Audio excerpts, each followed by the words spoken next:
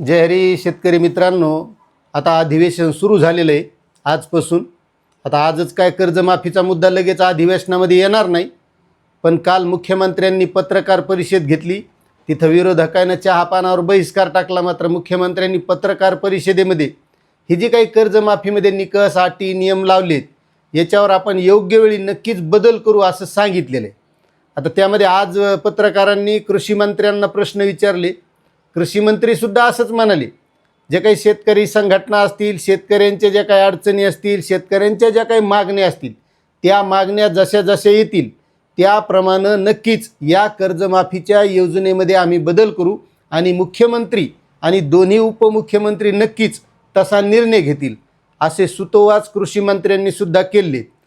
मात्र कालची जी पत्रकार परिषद झाली त्या पत्रकार परिषदेमध्ये मुख्यमंत्र्यांनी सांगितले की या कर्जमाफीसाठी जी काही प्रवीण परदेशी यांच्या अध्यक्षतेखाली समिती नेमली होती, त्या समितीचा जो अहवाल आला आहे त्या अहवालावरून या कर्जमाफीमध्ये किती शेतकरी बसतात, कोणत्या शेतकऱ्यांना कर्जमाफी दिली पाहिजे, किती दिली पाहिजे, यानुसार हे निकष, अटी, नियम सगळे हे त्या समितीच्या अहवालावरून लावलेले आहेत. आणि ह्या अहवालावरून जे निकष, अटी, नियम लावलेत याच नियमावरून जे काही महाराष्ट्रामध्ये 2 आंदोलनं झालीत. एक रोहित पवारांचं पंढरपूरला झालं आणि त्यानंतर रविकांत तुपकर यांचं बुलढाण्याला झालं.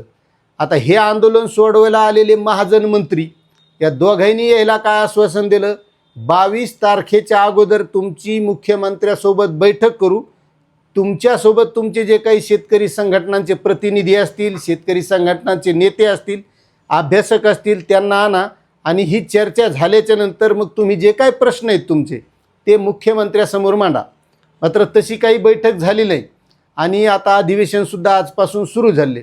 मग कालच्या पत्रकार परिषदेमध्ये मुख्यमंत्री पुन्हा काय म्हणाले की हे जे काही शेतकरी पात्र ठरणार आहेत तर यामध्ये जवळपास जास्तीत जास्त शेतकऱ्यांनी कर्ज घेतलेले शेतकरी असे आहेत की त्याचं 2 लाख रुपयाच्या आतच कर्ज आहे. 2 लाखाच्या वरचे हे कर्ज घेणारे शेतकऱ्यांचं प्रमाण खूप कमी आहे. त्यामुळे ही कर्जमाफी जास्तीत जास्त शेतकऱ्यांना मिळणार आहे. ठीक आहे, 2 लाख रुपयांची कर्जमाफी जास्तीत जास्त शेतकऱ्यांना मिळेल. 2 लाख रुपयाच्या आतलं शेतकऱ्यांचं कर्जही असेल. पण ज्या शेतकऱ्यांनी 2019च्या कर्जमाफीचा लाभ घेतलेला आहे अशा शेतकऱ्यांना या कर्जमाफीचा लाभ फक्त 50,000 रुपयाचाच मिळणार आहे. हा महत्त्वाचा निकष आहे आणि तोच निकष या कर्जमाफीच्या निकषातून हटणं गरजेचं आहे किंवा त्यांनी तो कमी करणं गरजेचं आहे. अशी सर्व या आंदोलकांची किंवा दोन्हीही जे उपोषण करतात, या अन्नत्याग आंदोलन केलेले त्यांचीसुद्धा तीच मागणी.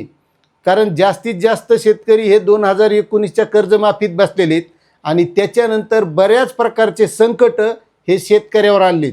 त्याच्यात अतिवृष्टी असेल, कधी पाऊसच नाही पडला, वाहवणीत झाला, ढगफुटीत झाली आणि त्याच्यात मागच्या वर्षीची तर परिस्थिती आता सगळ्याला माहिती आणि त्या परिस्थितीची जी नुकसान भरपाई आली ती पुढच्या पेरणीला बी पुरली नाही.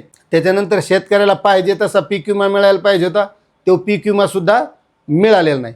मात्र मुख्यमंत्र्यांनी हे सांगितले, ह्या ज्या काही समित्या नेमलेल्या आहेत, एक मुख्यमंत्र्याच्या अध्यक्षतेखाली, एक सचिवांच्या अध्यक्षतेखाली आणि एक वित्त सचिवांच्या अध्यक्षतेखाली आणि प्रत्येक जिल्ह्याला जिल्हावार अंमलबजावणीसाठी जिल्हा अधिकाऱ्यांच्या अध्यक्षतेखाली.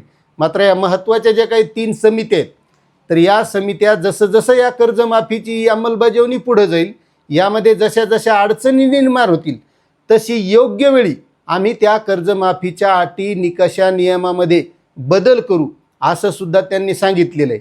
आणि त्यामध्येच या कर्जमाफीच्या योजनेमध्ये नेमके 2 लाखाच्या आत किती शेतकरी बसू शकतात, प्रोत्साहनपर अनुदानात किती शेतकरी बसू शकतात, यासंबंधीची सर्व माहिती मी अधिवेशनामध्ये सभागृहामध्ये सविस्तर देईल असं सुद्धा त्यांनी सांगितलेलं आहे. आता मुख्यमंत्री जर म्हणत असतील की नक्कीच आम्ही पुढे गेल्याच्या नंतर योग्य वेळी बदल करू, कृषी मंत्रीही तसं आज म्हणालेत की आम्ही नक्कीच यामध्ये बदल करू, शेतकऱ्यांच्या ज्या काही अडचणी आहेत त्या सोडवण्याचं काम करू.